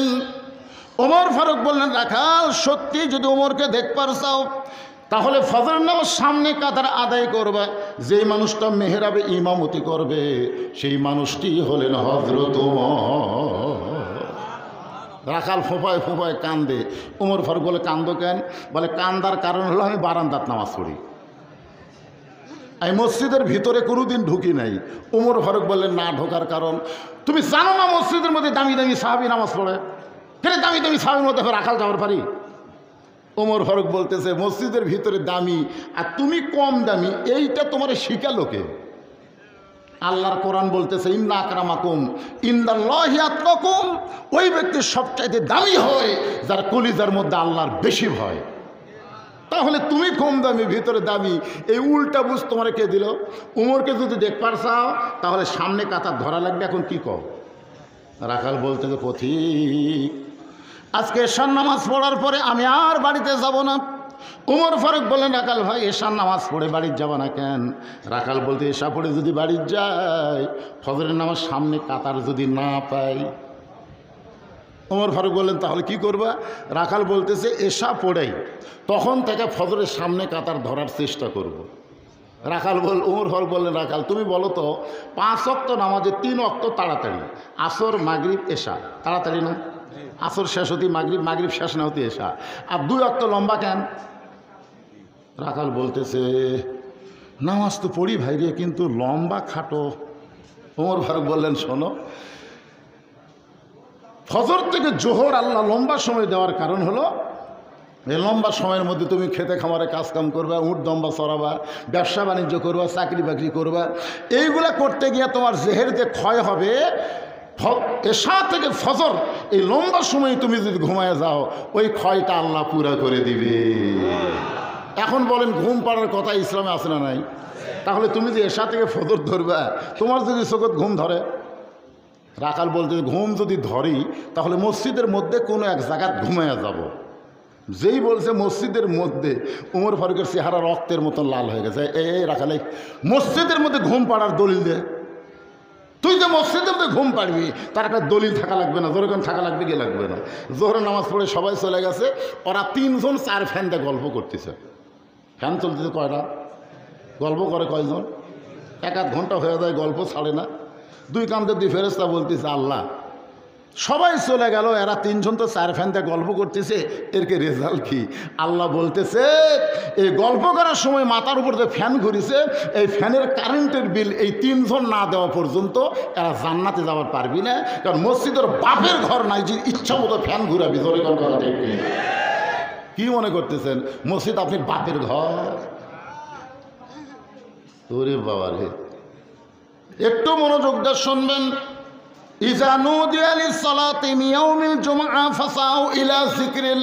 আযান দেওয়ার সঙ্গে সঙ্গে জুমাতে হাজির দেওয়া যখন আল্লাহর নির্দেশ, তেমন আল্লাহ বলেছেন, ফাইজা কুদিয়াতিস সালাতু ফান্তাশিরু ফিল আরদ, নামাজ হয়ে গেলে জমিনে ছড়ায় পড়ো। হুকুম কার? আরো জোরে বলেন, হুকুম কার? বরং আজানের গুরুত্ব দিবা। 5 ওয়াক্ত নামাজের মধ্যে সবচাইতে গুরুত্বপূর্ণ নামাজের আজান কোনটা? আপনারা নামাজ পড়েন না নাকি? ফজর নামাজ পড়েন না? আর সালাতু খায়রুম মিনান নাওম কোন নামাজ আছে আজানে? আজানের গুরুত্ব দিও। এতদিন রাখাল নামাজ পড়েছে বারান্দায়, কিন্তু আজকে নামাজ পড়বে সামনে কাতারে। যেই মাত্র ফজরের আজান, সঙ্গে সঙ্গে রাখাল মারছে দৌড়। বারান্দায় গিয়ে বলতেছে, ও বারান্দা ভাই, রাগ করিস না রে, আজকের দিন খালি সামনে যাবো, নেতা দেখলেই কলিজা শান্তি হবে। এখন মসজিদের মধ্যে রাখাল ঢুকতেছে, আপনার মসজিদের মধ্যে ঢুকতে গেলে ইচ্ছা মতো কিন্তু ঢুকতে পারবেন না। কোন পা আগে দেবেন? জবান খুলে একটা দোয়া পড়া লাগবে। আপনার দোয়া জানেন? আল্লাহুম্মা ফতাহলি আবওয়াবা রাহমাতিক। রাখাল ডান পা দিয়ে দোয়াটা পড়ে সামনে যখন যাওয়ার চায়, প্রত্যেকটা সাহাবী নড়ে সরে রাখালকে যাওয়ার রাস্তা করে দেয়। রাখাল মনে মনে কয়, আল্লাহ রে, বারান্দার থেকে কি ভাবলাম রে, মনে মনে ভাবছিলাম এরা দামি সাহাবী, আজকে ভিতরে ঢুকে দেখতেছে আমিও যা, এরাও তাই। আপনার বলেন, এরা ভিতরে না ঢুকলে বোঝা যাবে? সারা জীবন ফকির বাহির থেকে জানে বাদশাহ শাহজাহান, সারা জীবন ফকির বেড়া থেকে কি জানে? বাদশাহ শাহজাহান। বউ কইছে, শুধু বাহিরেই থাকলে একবার ভিতরে ঢুকে দেখেন তো। বউয়ের কথা মতো বাদশাহ শাহজাহান রাজ দরবারে গেছে। মন্ত্রী বলতেছে, ভাই চেহারা তো ফকিরের মতন, কার দরকার? বলে, শাহজাহান কোন জায়গায়? মন্ত্রী চুম করছে, কে রে, আমরা সবাই জাহাপনা কই, সম্রাট কই, আর এই বেটাকে শাহজাহান কোন জায়গায়? মনে হয় সাধারণ কেউ হবে। ও দে ঘরে যান, ফকিরের ঘরের কাছে গিয়ে দেখে দরজা বন্ধ, জানালা এক পাল্লা দিয়ে খুলে দেখে একজন মানুষ দুই হাত তুলে কাঁদতেছে আর বলতেছে, ও বাদশাহ বাদশাহ, তোমার দরবারে আমি ফকির, আমি ফকির। দুই চোখের পানি গাল বেয়ে বেয়ে পড়তেছে।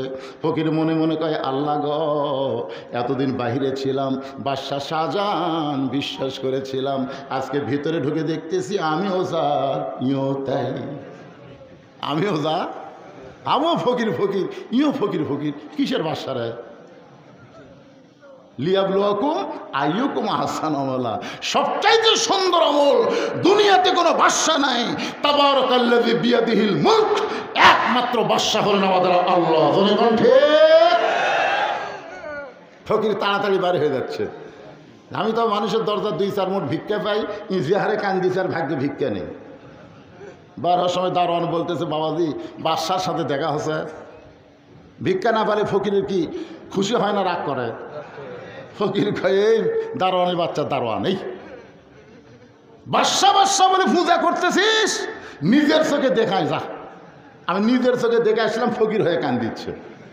দারোয়ানেরও হলো গুজব লিগ, চামচা লিগ, জোরে কোন কি লিগ বলে, ভিতরে ঢোকার চান্স আছে। সমানে দারোয়ান ফকিরকে মারতেছে। ফকির বলে, যতই মারিস আমি দেখা জিনিস মিথ্যা বলতে পারবো না। সুবহানাল্লাহ বলেন না কেন? আল্লাহর কোরআন যখন আপনার নিজের চোখে দেখবেন, এই কোরআনকে যখন বুঝবেন, এই কোরআনকে যখন আমল করতে যাবেন, তখন বাতিলকে পরোয়া করবেন না।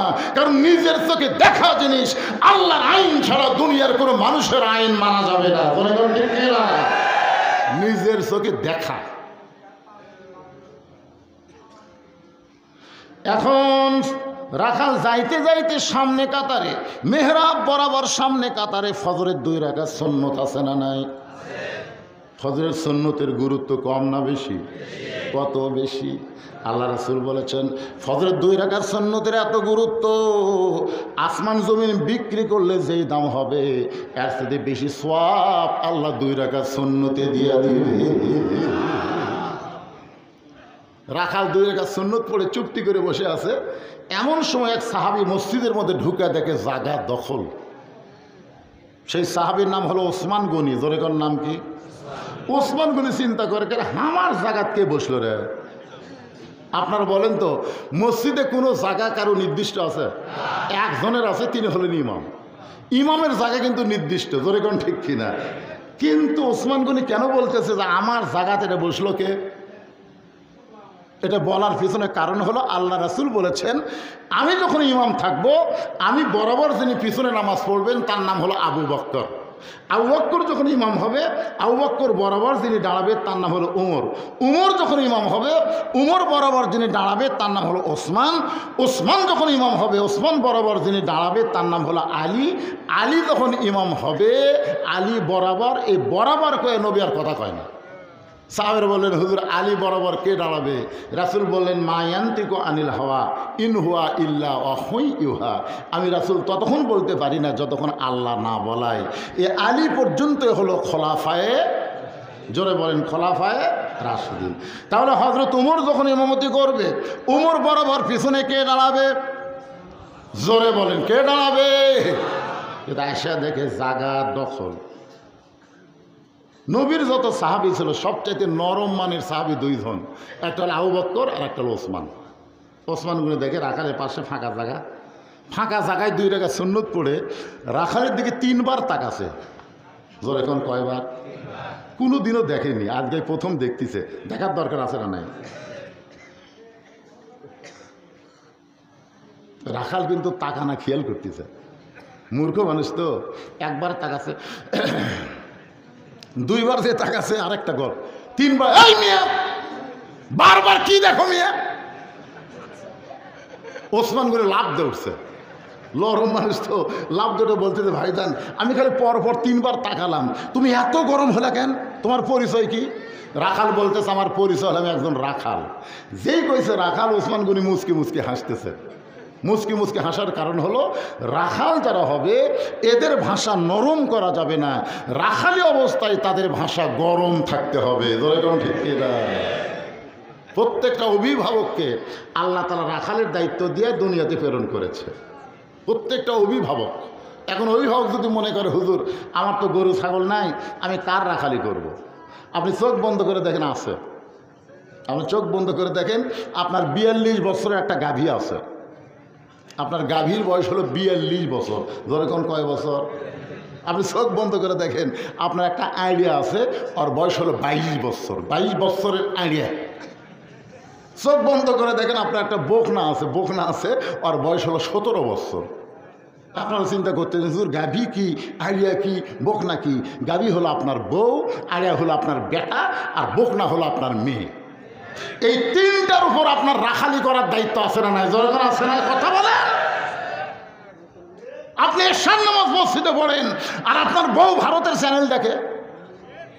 আপনি নামাজ পড়ে বাড়ির যা দেখেন আপনি মুসলমানের বাড়ির থেকে হিন্দু করে পূজার বাদ্য লো করে বাঁচতেছে কেন? আমি মুসলমান, আমার ঘরের ভিতর থেকে হিন্দু করে পূজা কেন? আপনি যাই দেখেন আপনার ম্যাডাম, আপনার গাভী ভারতের স্টার জলসা দেখতেছে। এখন আপনারা বলেন ওই গাভীর উপর আপনার রাখালি করার দায়িত্ব আছে না নাই? এক কথা কোন আছে না নাই? কি দায়িত্ব? কি দায়িত্ব? দেখো কি দেখতেছে স্টার জলসা, তাহলে দেখো তো জি বাংলার খবর কি। রাখালি করার দায়িত্ব হলো হাতে একটা লাঠি লওয়া লাগবে। ধরে কারণ কি লওয়া লাগবে? বোক মার না দিয়া, বউকে গাভীকে মার না দিয়ে টিভির উপর একটা বাড়ি বসান লাগবে। এক বাড়ি যদি টিভির দেন ওই ভয় মারি দৌড় হাত করে বলবে আর কোনোদিন দেখবো না।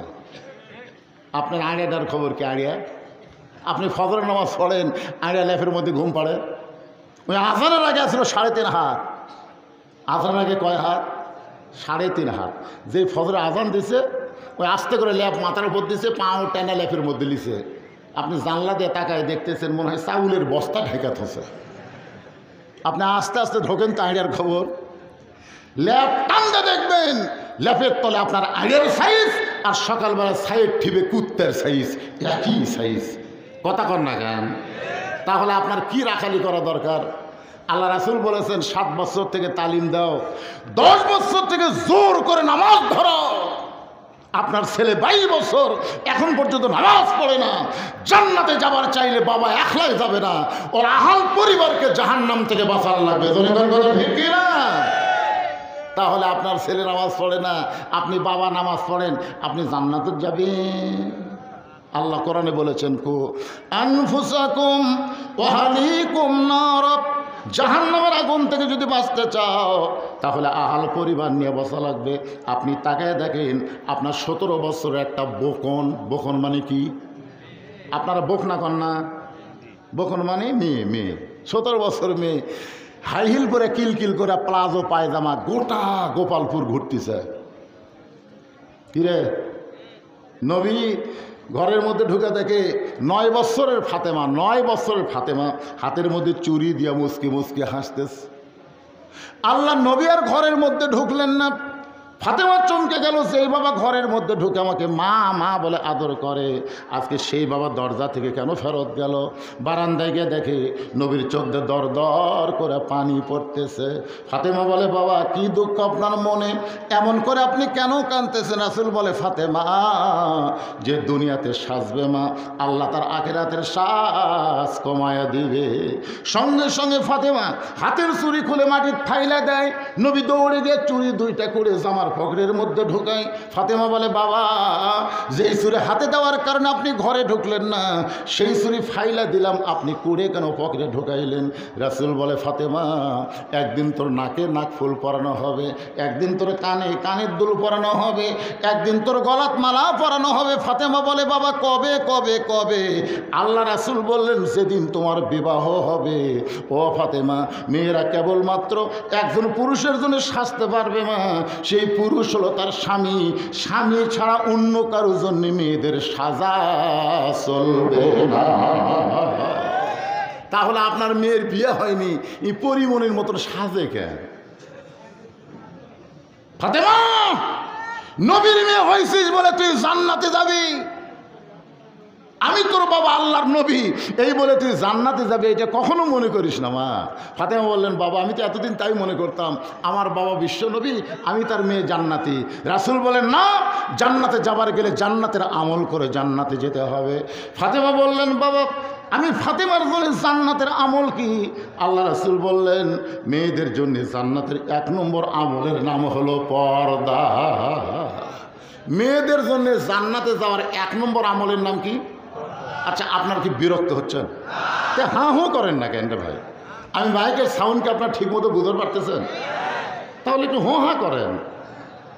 আপনাদের এই গোপালপুর, বেলকুচি, এনায়েতপুরে আপনাদের এলাকার মেয়েদের পর্দার খবর কি?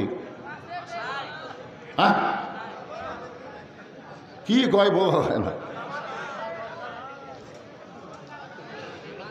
আল্লাহ কোরআনে বলেছেন, অকরনা ফি বুয়ুতিকুন্না ওয়ালা তাবাররাজনা তাবাররুজাল জাহিলিয়াতিল উলা। রে মেয়েরা, তোমরা ঘরের মধ্যে অবস্থান করো, ঘরের বাহির তোমরা হয়েও না। কোনো প্রয়োজনে যদি ঘরের বাহির হও তাহলে হেজাব নিয়ে, পর্দা নেওয়া হবে। ওই জাহেলি যুগের মেয়েদের মতন সাজুগুজু করে রাস্তায় বের হওয়ার কোনো পারমিশন, মুমিনা নারীর জন্য কোনো পারমিশন নাই। আপনারা বলেন তো ফাতেমার পর্দা কেমন ছিল? যেদিন গভীর রাত্রে ফাতেমা বিদায় নেবে, তার স্বামীকে 3টা ওসিয়ত করেছে। 1 নম্বর ওসিয়ত হলো, রাতের অন্ধকারে আমাকে দাফন করা লাগবে, দিনের বেলা আমাকে দাফন করবেন, ফাতেমার কবরের খবর মানুষ জানবে, এটাও আমার পর্দার খেলাফ হবে। আমার 2 নম্বর চাহিদা হলো, আমার কোনো জানাজার ব্যবস্থা করবেন না। মেয়ে মানুষ খালি স্বামীর সার্টিফিকেটে জান্নাত পাবে। জোরে কোন কথা ঠিক কিনা? দুনিয়ার মানুষ যদি বলে ফাতেমা ভালো, আর আপনি যদি কোন ফাতেমা ভালো না, আমার 1 পয়সা লাভ হবে না। আর দুনিয়ার সব মানুষ যদি বলে ফাতেমা খারাপ, আর আপনি যদি বলেন আমার বউ ভালো, স্বামীর সার্টিফিকেটে বইয়ের 8টা জান্নাতের দরজা আল্লাহ খুলে দিলেন। আমার 3 নম্বর ওসিয়ত হলো, আমার লাশটা খাটনিতে তুলবেন না। কারণ ফাতেমার খাটনি কান্দে নেওয়ার মতন 4 জন পুরুষ দুনিয়াতে নেই। আমার বাবা যদি দুনিয়াতে জীবিত থাকতো, মরা মেয়ের লাশের খাটনি বাবা কান্দে নিবার পারতো। আমার হাসান হোসেন যদি বড় হইতো, মায়ের খাটনি কান্দে নিবার পারতো। আপনি শুধু আমাকে কান্দে করে ওই জান্নাতুল বাকির পূর্ব কোণায় সবুজ রঙের একটা বাতি জ্বলবে, ওই বাতি বরাবর আমাকে দাফন করবে।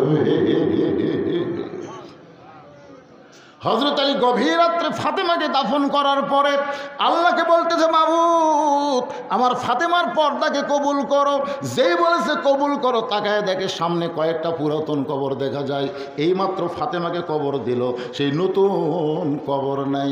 আলী গোটা জান্নাতুল বাকি দৌড়ায় বলে, ফাতেমার কবর এখনই কবর দিলাম, সেই কবর কোন জায়গায়? আল্লাহ ডাকতে বলে, আলী রে, ফাতেমা পর্দা নিশি আমি আল্লাহ জহুরা ডিগ্রি দিয়া ফাতেমার কবরটাকে কিয়ামত পর্যন্ত পর্দা করে দিয়েছি।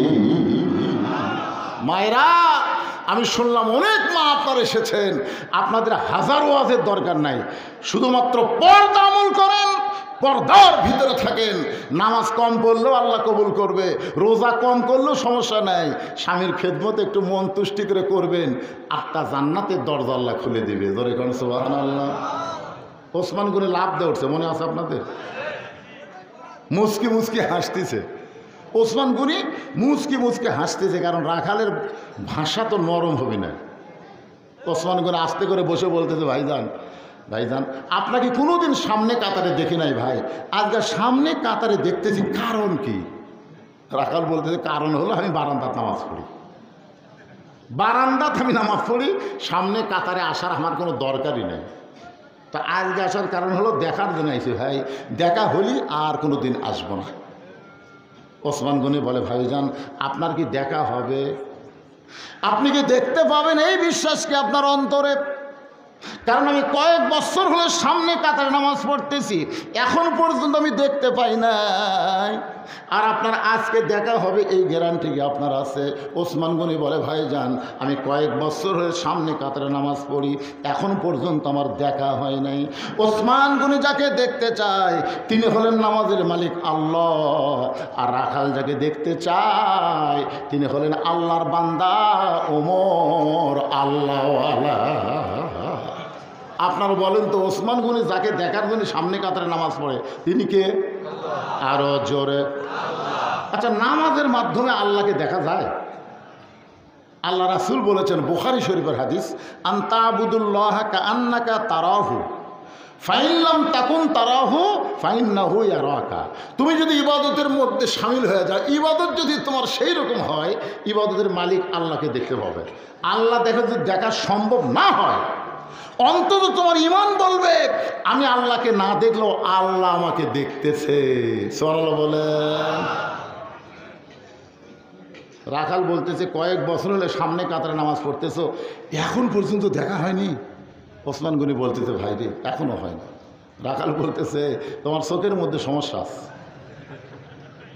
কাক বলতেছে? চিন্তা করে দেখেন তো, কাক বলতেছে?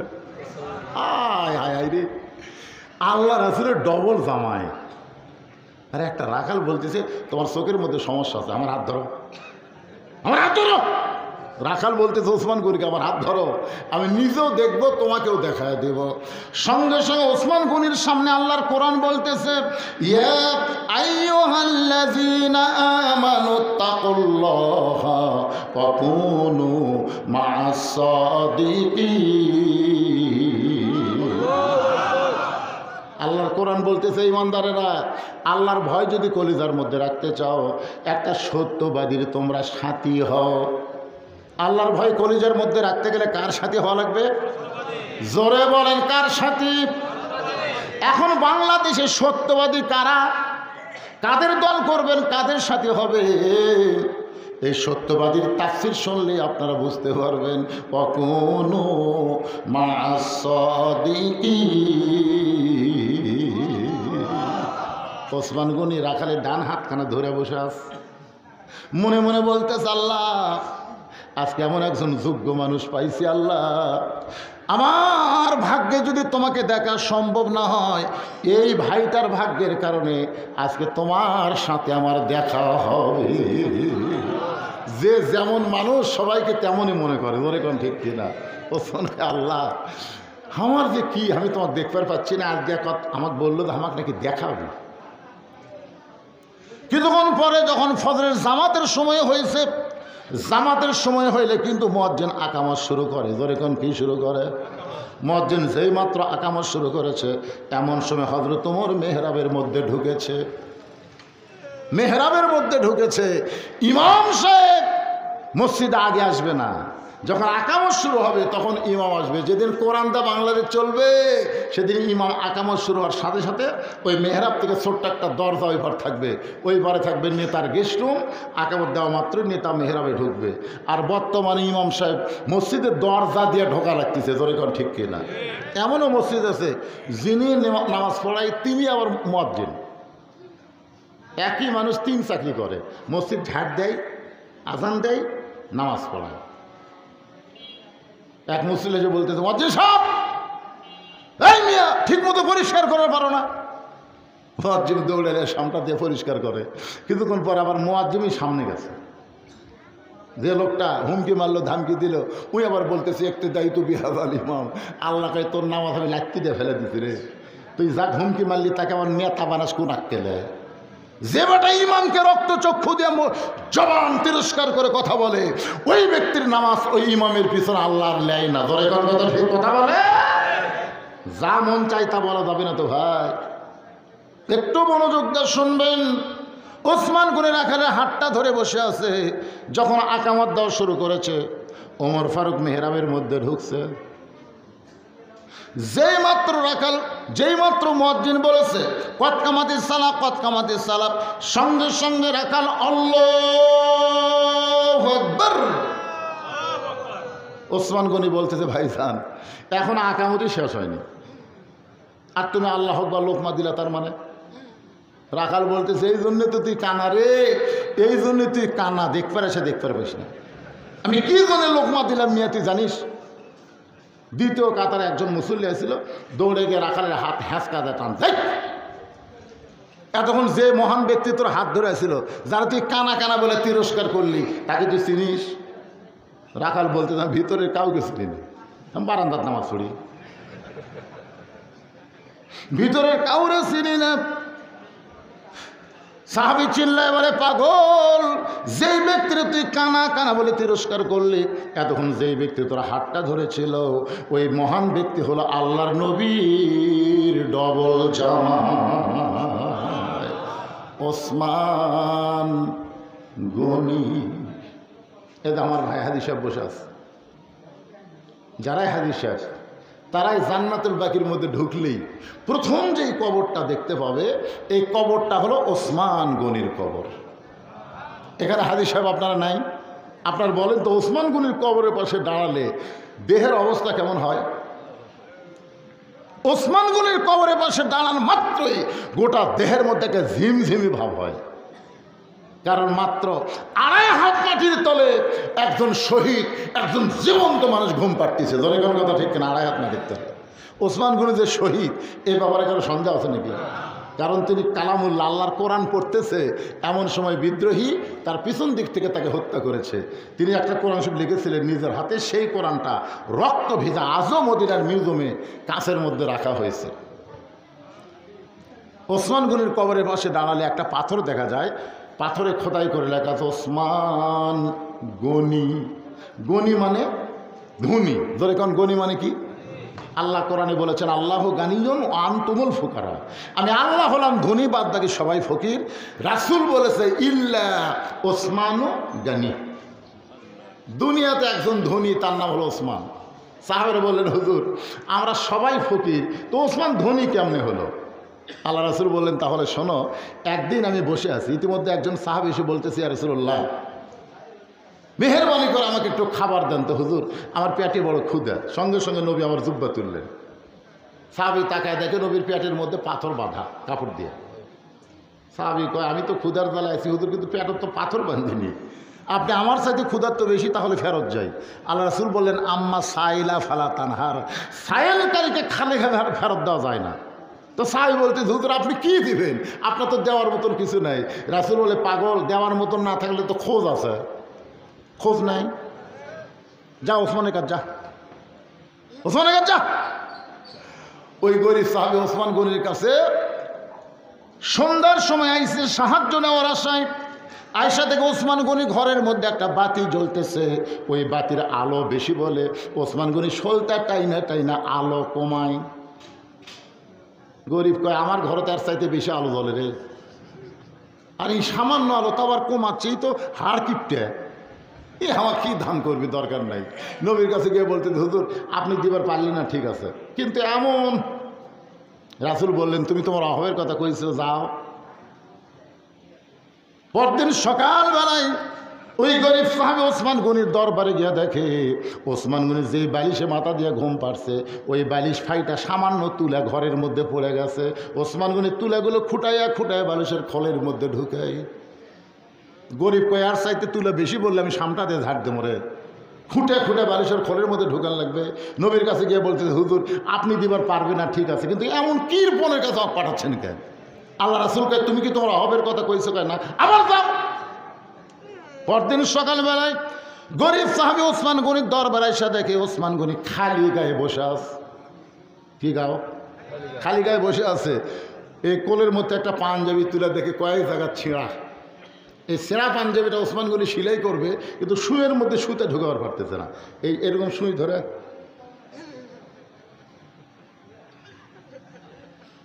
মানে স্যাদর ঢুকার পারতেছে, মানে ওসমান গনির চোখের পাওয়ার কমে গেছে। কোরআন সব লিখেছে তো সবসময় কোরআন পড়ার কারণে চোখের পাওয়ার একটু কমে গেছে। গরিব কয় আল্লাহর ইচ্ছা করলে 1,00,000 পাঞ্জাবি বানাবার পারবি। দেশত কি খলিফা দর্জি নাই, সেখানে দিলেই সেলাই করে দিবি। কি কিরফনের কিরফন, নিজের জুব্বা নিজেই সেলাই করবি। একসময় বিরক্ত হয়ে বলো ওসমান ভাই। ওসমান গনি বলতে ভাইজান কি? বলে আপনার শোয়ের মধ্যে সুতে আমি লাগিয়ে দিই যান। তো গরিব সাহাবী সই লিয়ে সুতে ঢুকে ওসমান গনি খপ করে হাত ধরে বলতেছে আমার চাইতে তুমি কত ধনী। গরিব বলে মিয়া তিরস্কার করেন। ওসমান বলে পাগল, চোখের দিক দিয়ে তুমি আমার চাইতে অনেক ধনী। আরে ভাই আমার সেনা পাঞ্জাবি সেলাই করার সুযোগ করে দিলে, এর বিনিময়ে তুমি কি নিবে? গরিব বলতে থাকলে হাত না ছাড়েন, লেবার কিছু দরকার নাই, আপনি কি মাল পরপর 3 বার দেখছি, তোরে কোন কয়বার? ওসমান গনি বলে, ভাইজান এই যে শুয়ের মধ্যে সুতা ঢুকাইলা, এর বিনিময়ে তুমি কি চাও? গরিব বলতে, তোমার হাতটা ছাড়া দেন, কিছুই দরকার নাই। ওসমান গনি বলে, ম্যানেজার। ম্যানেজার বলে, হুজুর আপনি কি বলতেছেন? বলে, এই ভাইটা আমার শুয়ের মধ্যে সুতা ঢুকাইয়া আমার সিনা পাঞ্জাবি সেলাই করার সুযোগ করে দিল, এর বিনিময়ে আমার ভাইকে তুমি 100 তাজা উট দিয়া দাও। গরিব বলে, হুজুর কি করলেন? সামান্য শুয়ের মধ্যে সুতা ঢুকাইলে আমার 100 তাজা উট দিবেন। ওসমান গনি বলে, ম্যানেজার এই ভাইকে 200 উট দিয়া দাও। গরিব বলে, হুজুর আপনি কি বলেন? সামান্য শুয়ের মধ্যে সুতা ঢুকাইলে আমাকে 200 উট কেন দেবেন? ওসমান বলে, ম্যানেজার ওই ফার্মে কত উট হবে? বলে, 2000-এর বেশি। বলে, গোটা ফার্মের সব উট আমার ভাইয়ের দিয়া দাও। গরিব বলে, হুজুর আর বাড়াবেন না, আর বাড়াবেন না। সামান্য শুয়ের মধ্যে সুতা ঢুকাইলে যদি 2000-এর বেশি উট আমাকে দিবার চান, তাহলে পরপর 3 বার আমি কি দেখলাম? বলে, কি দেখছো তুমি? বলে, প্রথম দেখলাম আপনি বাতি আলো বেশি হয়েছে বলে আলো টানায় টানায় ছোটো করলেন, আলো কমায় দিলেন। তারপরে দেখলাম বালুস ফাইটা তুলা পড়ে গেছে, ওই তুলা খুঁটে খুঁটে খোলের মধ্যে ঢুকাইলেন। তারপরে দেখলাম সেরা পাঞ্জাবি সেলাই করবেন, কিন্তু শুয়ের মধ্যে সুতা ঢুকাবার পারতেছেন না। ওসমান গনি কান্দার বলে, ভাই তুমি পরপর যে 3টা জিনিস দেখছো এর নাম হলো দুনিয়া। এই দুনিয়ার আলোর দরকার ওসমানের নাই, এই দুনিয়ার আরামের বালিশের দরকার ওসমানের নাই, এই দুনিয়ার ভালো জুব্বার দরকার ওসমানের নাই। ওসমান হলো আখেরাতের কাঙ্গাল। তোমাকে 2000 উট দিয়া ওসমান আখেরাতে পাবার চাই। বাল তুসিরুনাল হায়াতাদ দুনিয়া ওয়াল আখিরাতু খায়রুন ওয়া আবকা। আমার সামনে যারা আপনারা ওয়াজ শুনতেছেন, আপনারা দুনিয়ার কাঙ্গাল না আখেরাতের কাঙ্গাল? কারা কারা আখেরাতের কাঙ্গাল? আল্লাহকে একটু হাত দেখেন তো দেখি। লিল্লাহ হাত নামা, হাত নামা।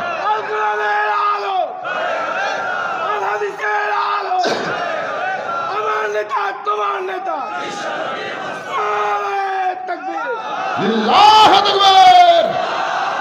আচ্ছা, আপনারা যে আখেরাতের কাঙ্গাল হয়ে হাতটা তুললেন, এটা কি বুঝে শুনে তুললেন না ঝাঁকির মাথা?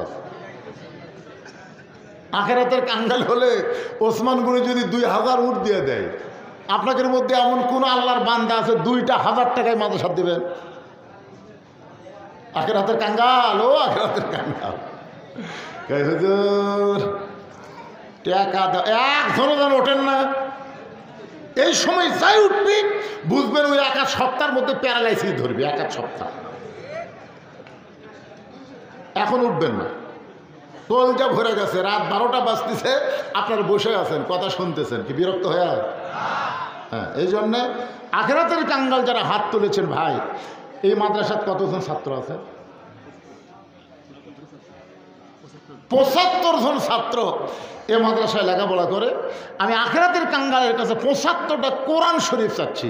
একটা কোরআন শরীফ মাত্র 500 টাকা। আপনি 500 টাকা দিবেন, আপনার বার কবরকে আল্লাহ জান্নাত বানিয়ে দিবে। আপনি আখেরাতের কাঙ্গাল না হয়ে আপনার জান্নাতের আল্লাহ মালিক বানিয়ে দিবে।